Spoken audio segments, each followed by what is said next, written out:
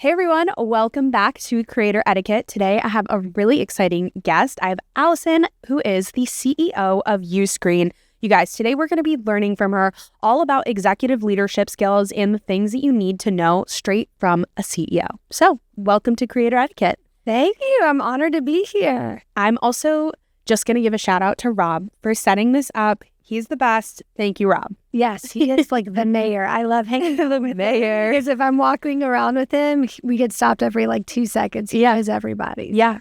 So I think the first question I want to talk to you about was your pivot from LTK to Uscreen. Can we talk about that? Yeah, absolutely. And I don't even know if I would consider it a pivot, but more of like an evolution. Oh, I love that. Yeah. And on that note, with the concept of an evolution in your career, later on after we talk about what your career evolution is, I'm going to ask you to really explain how a creator can embody their career evolving over time. Okay, that's fantastic. Yeah.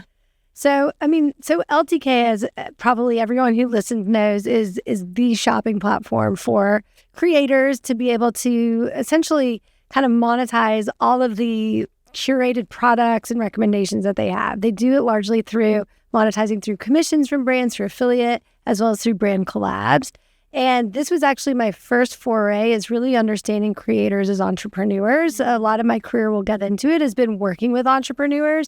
And then I really started to understand the nuances of what it takes to be a creator.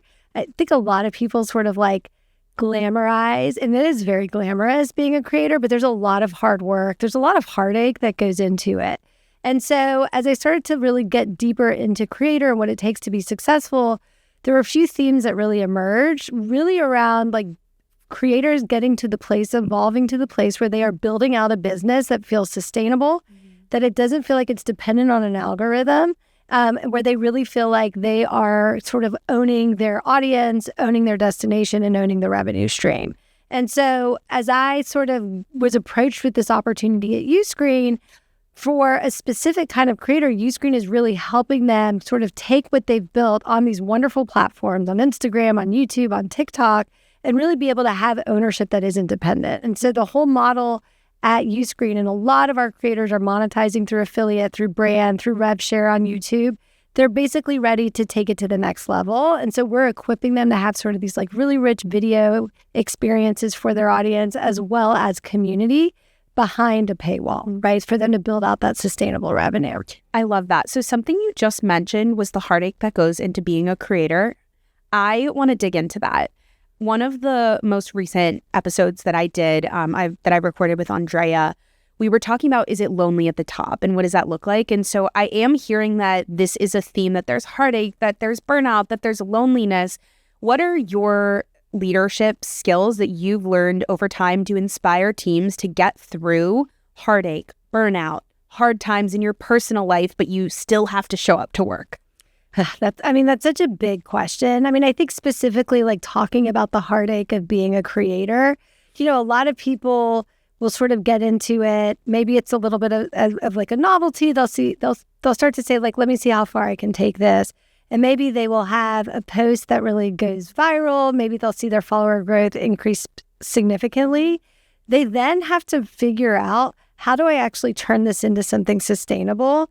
And the advice that they get often is, be consistent. Keep posting. Right. Keep posting. You have to show up. You have to be consistent. That's a lot of pressure that a person puts on themselves, where it's they know or are being told that they have to consistently post because that's what their audience wants. Mm-hmm. Plus, there's a lot of stress in really volatile revenue streams, right? 1 month, you get a tremendous brand deal. You, again, have a viral post. You're selling a lot of product. There's a lot of rev share there. You're really excited. The next month, you're sort of starting from scratch. You have to go out and get it again. And you're also at the same time being barraged with comments from people that you do not know, who can just tell you whatever they want to tell you, and they're faceless. You're getting pressure as you're starting to build out your team and have this sort of heavy cost infrastructure of even just being able to build it out. Yeah. That is stressful. And I think anyone, as they start to build a business, they have to figure out ways to equip themselves to sort of deal with the stress. Right. One of them is you have to have a plan, right? Hope is not a strategy. And part of the plan is like, what is the business plan of what I'm going to build out? What are the milestones? What are the metrics? How am I going to measure it? But you also have to have like, I think the best way to put it is almost like an emotional support plan. Like, how do you actually like deal with like the volatility of like your emotions, especially because as a creator, your identity is tied so closely to the product, the work that's coming out. How do you actually like, and I was actually just reading an article about this yesterday. It's like almost like create a persona or an alter ego where you are like divorced from the actual like person that's like in front of the camera. So that you're not tying your identity to it. I love that. Something I talk about a lot is this concept of a burnout cycle as it relates to cash flow, specifically cash flow.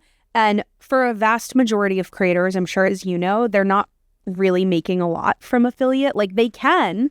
Certain creators can. Absolutely. But the vast majority is making their money on brand deals. And I think it's about 94% of creators don't make more than $100K. Right. That's not a livable wage in a major city like New York, like LA, like Chicago, like Miami, like even Austin or Dallas at this point. So I think what happens, and I've talked about this before, I don't want to sound like I'm like, you know, knocking on the door over and over again. But at the end of the day, what ends up happening is you're told to be consistent. So you are consistent. You keep posting so much so that, again, you're like, oh my God, nothing's working. These videos aren't doing well. Why are they not doing well?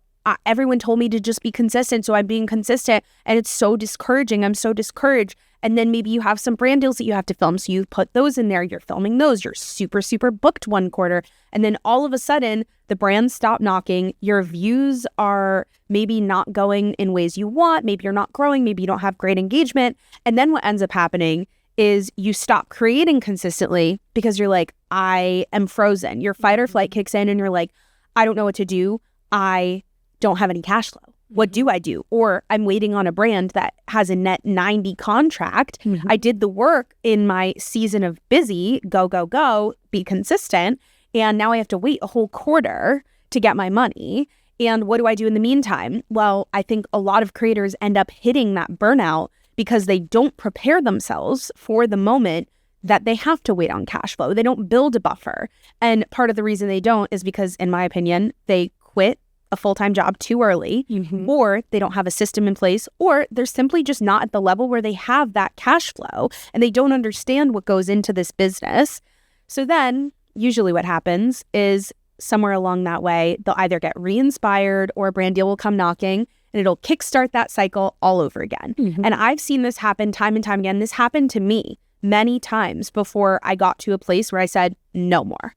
And I started treating my business completely different. I was like, and it wasn't even that I actually was spending more than I could afford. I was investing in growing my team so I could be more consistent and do more, but it wasn't necessarily the right thing to delegate. It wasn't the right thing to offload. So all I ended up doing was more work instead of doing more of the things that only I could do. I mean, I think that's so beautifully put, because I think a lot of times anyone who has any sort of company where it's just them, and then they start to scale, you go from being like a master of your craft to then like trying to manage a business. And what happens is you actually get further and further away from the craft. And with content creation, that is the actual creativity that goes behind creating the content. And so your brain is maybe even focused on the wrong things, or you're getting muddled in the wrong things. And that actually gives you less time, but it also kind of clouds your brain a little to actually do what you do best. And I think it's, anytime you read any book about like a person who was able to scale themselves, it was very much in being able to think about what are the things only I can do, like my zone of genius. And then how do I actually surround myself with the right systems, people, processes to actually like offload the other stuff so I can continue to focus on that. When do you think the right time for a creator or a creatorpreneur, a creator business to hire a fractional CEO or COO is? If you're going to bring that person in, you want to make sure that you can comfortably pay them, because otherwise, if you're paying them and then not making it yourself, you're going to resent. You want to make sure that they're actually going to help you grow the business, but you want to make sure you have enough cash coming in and like, again, sort of like steady revenue versus revenue that feels really, really spiky, like you were discussing. And it's not just revenue, because cash is king, right? Like cash is your oxygen. Yeah. So even if you have all these payments that are coming 90 days out, like if you can't pay your team right now, Right. you're kind of in trouble. Yeah. So I think like you want to be pretty far along where you feel like the metrics are sort of up and to the right, and you feel like there's an investment ready to bring that person in. And then you got to make sure you bring the right person in. Yeah. How would you suggest a creatorpreneur, somebody in business, find that right match? It can be a mentor even. It doesn't have to be, hiring a fractional C-suite leader. Something I've been thinking about a lot is finding the right mentor and how to ask for what you need from that mentor. And then how can you also show up to provide value to that mentor if that's something they want? Well, one of the things that I especially love about the creator economy is that it's an incredibly supportive community. Yeah. And so part of it is like surrounding yourself with people who are actually doing what you're doing. Maybe they're like a little bit further ahead of you. Because what I found is these creators want to help each other so much. And so part of that is like putting yourselves out there, starting to build relationships. The number of times where I've seen two creators hugging, like it's the biggest reunion ever. And they're like, this is our first time to meet in person, because it all went down in the DMs to start. So I actually think like building those relationships with other creators, like I love, even as like a person watching on the screen, when I see like some of my favorite creators like coming together and collabing, start there, right? And start to build your network. And again, the creator economy, even beyond the creators, I feel like there's a lot of different like events and people, talent management we can talk about as well, who will really help you along the way. And I would almost like back to your question around like, when is it time to hire a fractional CEO? I would say start with a manager who's sort of contingent and like really invested before you even get to the point of like needing that person to come in. Interesting. Because they will go out and hunt for you. Yeah. And it's not just for you. They're doing it for a bunch of different creators who are probably similar to you. So it's like the same type of brands that they're bringing together. That's interesting because I actually am in a season of like, I would rather hire internally. So I'm more interested in hiring like a fractional COO or even hiring an executive assistant to handle my biz ops and or my outreach to brands before I would consider a manager, unless it was for speaking or like a lit agent for a book. And that just comes from like, I've tested different managers and it didn't work for me. But I think that's also something that I know about myself because I like being in the room with you. I don't want Sally to be coordinating with you. I want to talk to Allison, Yeah. So that's where I know that I'm good because I'm a great communicator and I'm invested. I want to know about your story. I want to know about what shapes the way that you think, because I know that there's not only nuggets of wisdom, but that's how we can connect as like humans. So I feel like for me, the manager is actually like an energy blocker. And I'm a little bit like woo-woo about this stuff. And I believe in making the right relationships and how to maintain them. And, like I'm here in LA, I literally have like 8 a.m. coffee meetings before my full, 10 o'clock to 4 o'clock shoots with my client. And then I have dinners with clients as well. And so that's just something I'm doing because when I commit 150%. I love it. And then I go home and I'm like, nobody asked me to make a decision for a while. I think, Gigi, that's what makes you a dream. In a lot of ways, right? Yep. I think you sort of nailed it. Like communication, relationship. Like at the end of the day, like people buy from people. So even if you're thinking about like going out to getting collabs, like the fact that you show up so well with the folks making the decisions at these brands, they're gonna want to work with you again. Totally. Right. And like you're great to work with. You're overly communicative. It's a great example of that. And that is like clearly like, look, you're hosting a podcast right now. Like that is clearly like one of your like superpowers. Yeah. And so I think part of it is like each person almost has to have like a look at themselves and understand again, like what are the parts that maybe I'm more shy about? Like I actually wouldn't go out to get deals and I need someone advocating for me. Right. Versus like feeling more comfortable doing it. So. Totally. And something else that, and again, maybe this is just because I care so deeply about the craft and the stories being told, is that like once I find the right video editor fit, I'm like, I want to keep you. Once I find the right like assistant who really knows my business. It's like, oh, I'll literally put the calendar invite on, I'll schedule the things, I'm sending the links every week, it's prompt, it's exact, and I don't even have to say, hey, can you send me that? That's where I'm like, okay, I found this person, I will give them a raise within the first 3 months of hiring them, because they have been so amazing in helping me expand and, again, go out, meet more clients, do more brand deals, produce more content. So I've just figured that out about myself. And the one place where I started feeling energetically burnt out was when I didn't know what opportunities I was being pitched for, because I have a specific lens on it. Like, I wouldn't be doing this podcast about professional development if I didn't believe that that was actually the key to more creators building sustainable businesses. Like, there were so many ideas I had for this show over the years of like, do I want to interview creators? At first, the first iteration of my podcast was called Everything You Need Is Within. I interviewed creators and some people on the brand side, and it was all about mindset, but really about like their creator journey. And my learnings from that were really that not that people didn't care to learn from the creators I was talking to, but that it wasn't necessarily giving them like a value other than a good story to listen to. And I found that people like listening to stories, but if they don't get something in return, like a value add of like, what's the hot take that can change my life? What's the one sentence or the viral clip that I saw that like changes your brain chemistry forever? And I just realized, for me, I'm more interested in learning from C-suite executives who lead teams, who have built successful startups. And for me, like, that was the unlock where I was like, yeah, that's just got to be what it is. But if I had trusted somebody else to pitch that for me, would this be happening right now? Like, I don't know. Would the brand partners that I work with for this show, like, be sponsoring the show? I don't know.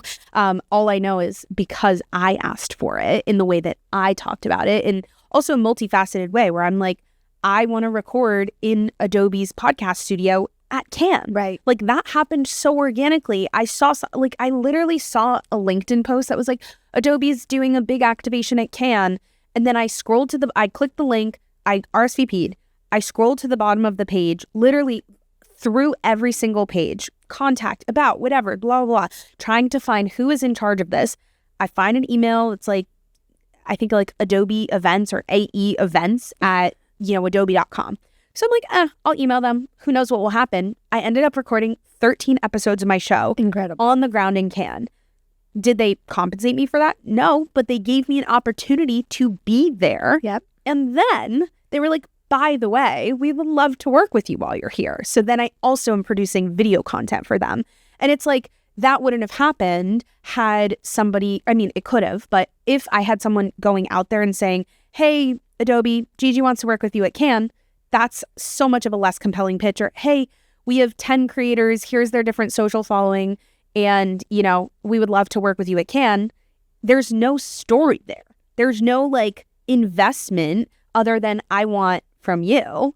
And for me, I was just like, yeah, like big fat Adobe logos in the back of 13 of my episodes. Like, and I love the brand. So I don't know. That's just like my philosophy on it. I kind of went on a rant there. No, I like the rant. I mean, again, I think a lot of takeaways. I think like I think you sort of have like that grind, hustle, storytelling mentality and I think you're willing to put it out there. Right. And like and because that feels so unique to you and like almost effortless to you, then I think you should absolutely lean into it and then find people to handle like the other parts. Like you're saying, like, gosh, the mental load of the calendar and this and that, like, I just need someone to handle it.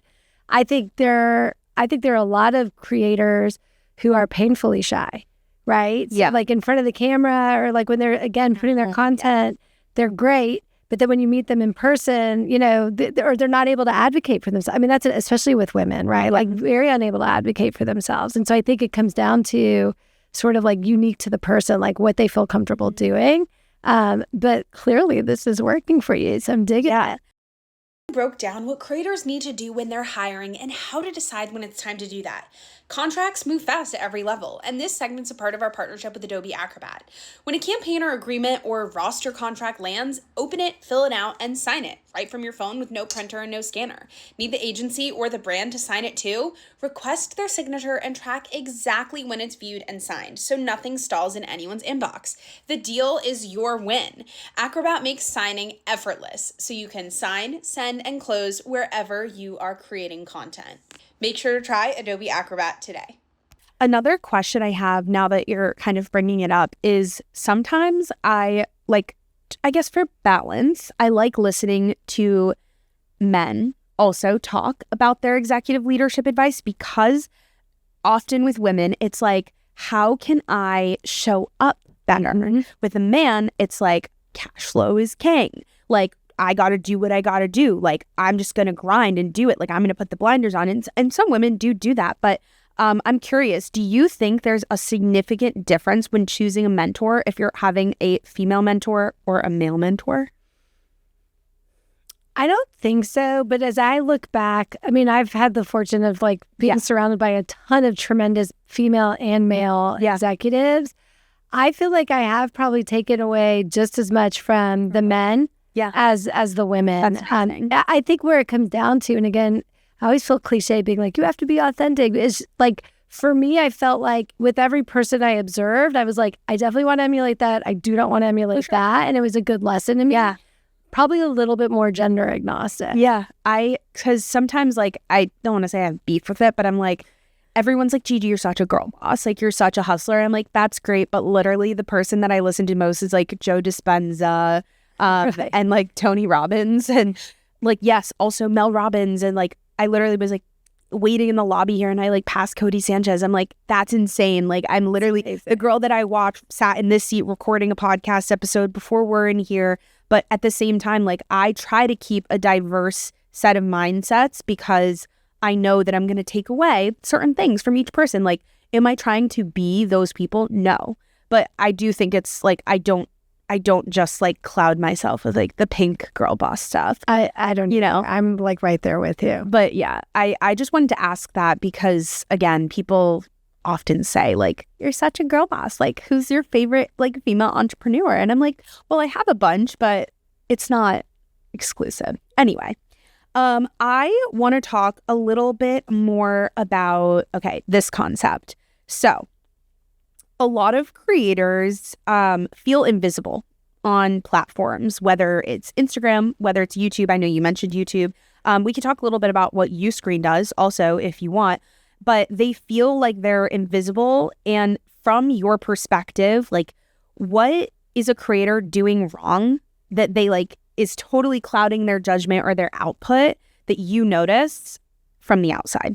And when you say invisible, meaning like they're not getting picked up? Yeah, like maybe their content's not doing well. They're not getting brand deals. They're in a lull. Maybe they're not knowing how to get people to buy their affiliate content or buy from their affiliate content. Maybe they don't know how to make a course. Like, the idea of a course terrifies me, if I'm being honest. Like, if I were to do a course, I would not want to script it.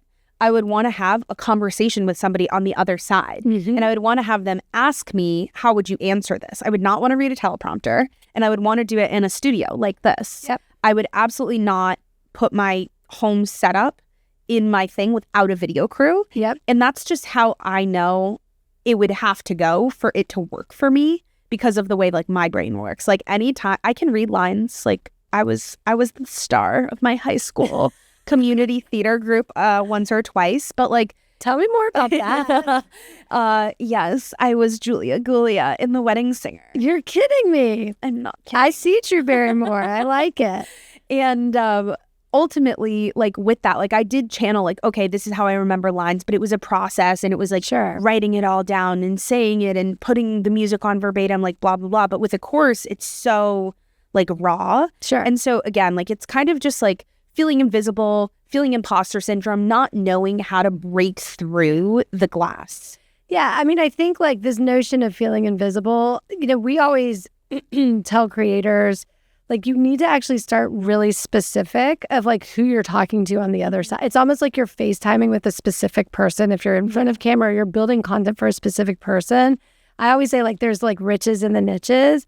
And what that really means is if you're building content for a very specific use case or very specific audience, the algorithm will start to pick you up and you'll start to get momentum with that audience. And then from there, you can start to broaden. And like a great example is like, and I'll get into what Uscreen does, but like we have a ton of fitness creators who leverage Uscreen. They have their own memberships through it.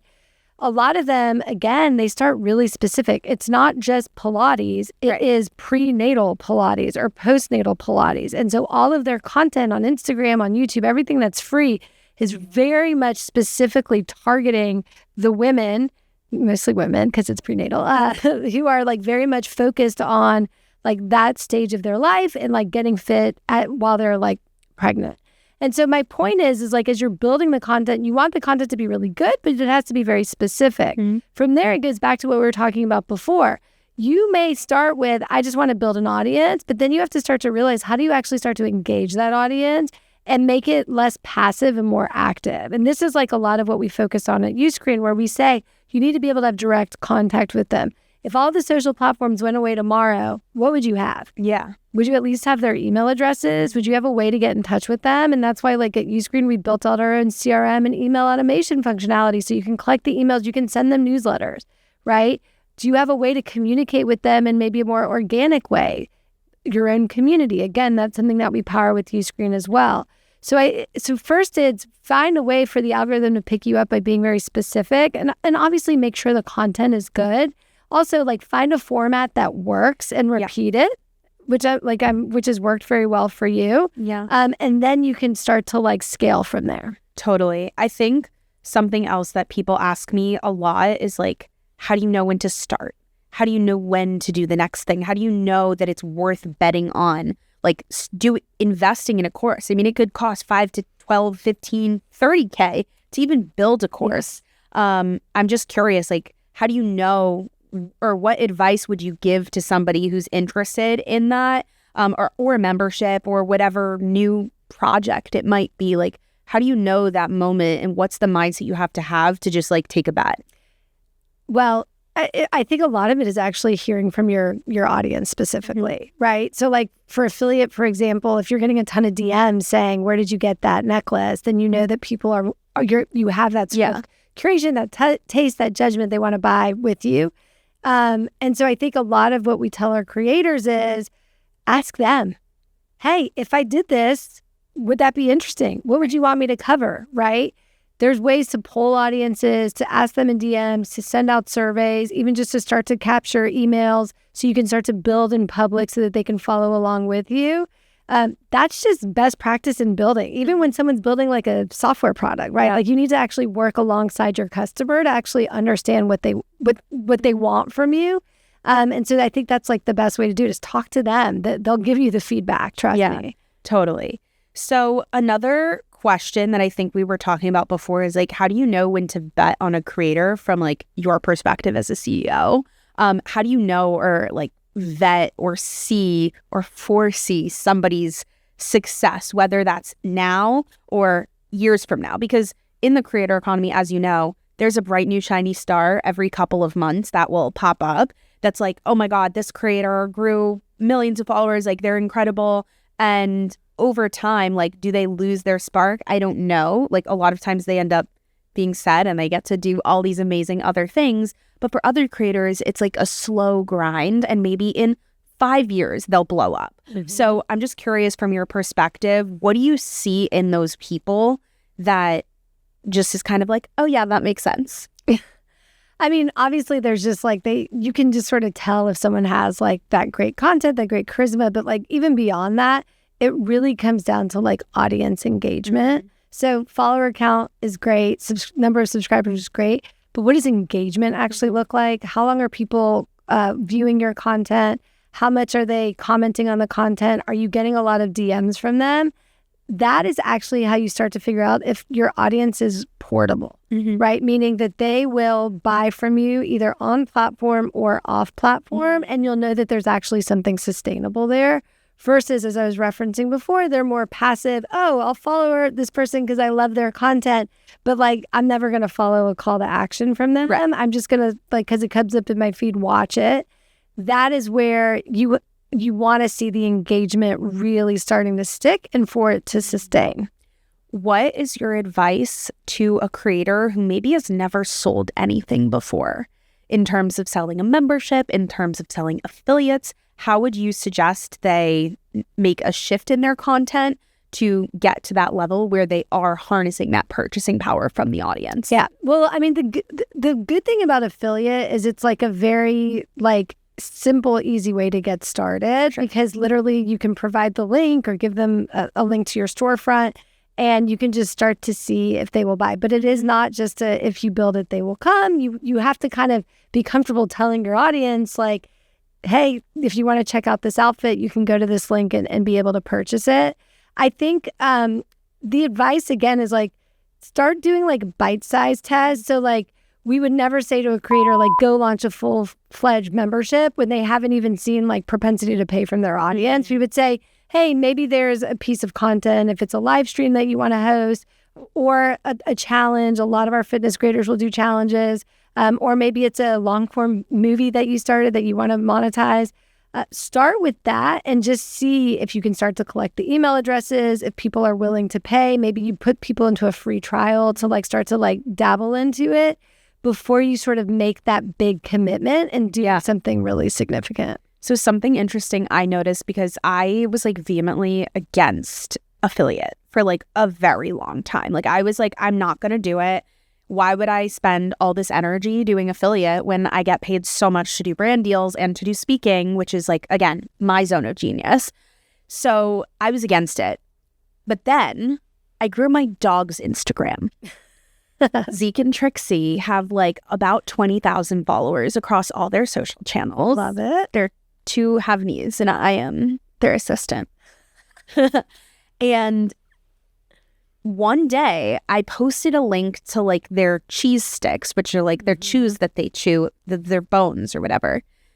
And the amount of affiliate income that their page with less of a following, less engagement got, like I made like $2 or $3 grand off of it, off of like 11,000 followers. And I was like, holy shit. Yeah. Like, this is crazy. Why have I not been doing this the whole time?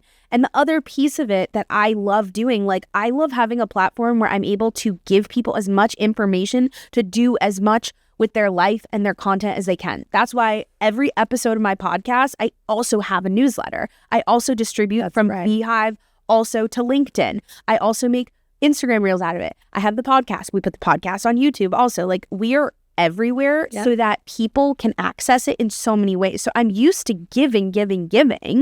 And I'm like, oh yeah, they would just know that if they wanted to sign up for the newsletter, they could.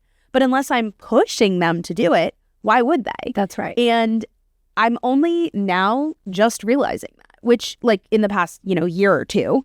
But it's been a really interesting experiment for me because I realized like I had never trained my audience on my personal page to buy.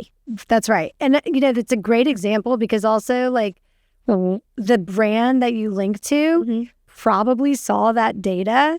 Oh my gosh, this page, even though it's smaller by following, just drove a significant amount of affiliate. That's going to send off signals for them of, hey, this is someone that we want to go and do business with. And it actually opens you up to doing brand deals with them because then they'll say, let's do a campaign together. Let's do a collab. You're getting that flat fee check. Plus, you could still monetize through the affiliate as well. Yeah. And the other thing that I've noticed brands are doing now is like obviously usage is just a part of the brand deals now. And I'm like a total fan. But what's different is that they're offering affiliate payments to me based on who clicks from or buys or signs up from the paid boosting that they're doing on my ad, which I'm like, that's great because in years past, it was like, oh, well, that's for us. Like the commission is for us. We're paying you for the content. But I'm seeing things change a little with affiliate models. So anyway, it's just something for me to kind of think about. But I want to ask you one more quick question before we wrap it up, because if you can believe it, 40 minutes have gone by. Has it really? I believe so. Yeah, about 40 minutes because it's about 3:15 now. That's amazing. The question that I have for you is if you were to give creators one creator etiquette tip, what would it be? Be professional. And even you were talking about, like, you're such a pro in the way that you communicate, even with my team, even in the way you're describing how you talk to brands, that gets noticed. If you want to be treated like a business, you have to show up like a business. Totally. And so be the pro that you want to be, show up that way, and people will take you a lot more seriously and the revenue will follow. I love that. Also, though, I do have to ask a follow-up, though. How can creators learn how to show up professionally? Because there really is no guidebook. Yeah. And a lot of creators, there's two paths that I've pinpointed. It's either they're in corporate and they're building this as a side hustle until they finally get big enough or they're seeing enough revenue, usually the benchmark's like 100 or 200K, then they finally quit and they're doing it full time. Or they got lucky and they just blew up and all of a sudden they were thrust into it. And in both areas, I mean, more in my opinion, the corporate creator learns more about professional development from mentors, from senior leaders that they have to report to, from trainings they have to do, from professional development courses that they have to do as part of their onboarding in corporate, versus the individual who's only been working for themselves because they blew up at 17 or 20, like myself. Like, I've only ever worked for myself aside from my internships in college. And so how did I learn this? I invest money, a lot of money every year into professional development, both personal and professional. So I do all these courses and I take it seriously. I take it as like, this will make me a master communicator. If I can do that, I can do anything. So I'm just curious, what's your advice? I mean, this is where a couple of things, I mean, well, really, this is where I think AI can help a lot. Oh, cool. Right? Because I feel like if you start to train Claude or ChatGPT to help you manage emails, and even you could ask Claude, like, what should my SLAs be, my service level agreements of what professionalism looks like, it'll probably help you to say, okay, you need to respond to things within 24 hours, right? Like, you need to make sure that the responses are communicative, et cetera. You can actually probably leverage AI. I'm not saying to have AI completely replace you, but it can probably supercharge your productivity. Because I think a lot of times people aren't professional either because they don't know how or they don't have the time. And I do think that there's a way that they could potentially leverage AI to help make sure that they're showing up in a very professional manner, especially if it's a lot of email communications and DMs. Amazing. Well, thank you so much for joining me. You're amazing. I wish I could talk to you for hours. You guys, make sure you sign up for the newsletter because this is going to be one you will not want to miss. So many golden nuggets here. Stay tuned for next week's episode. Bye. Bye.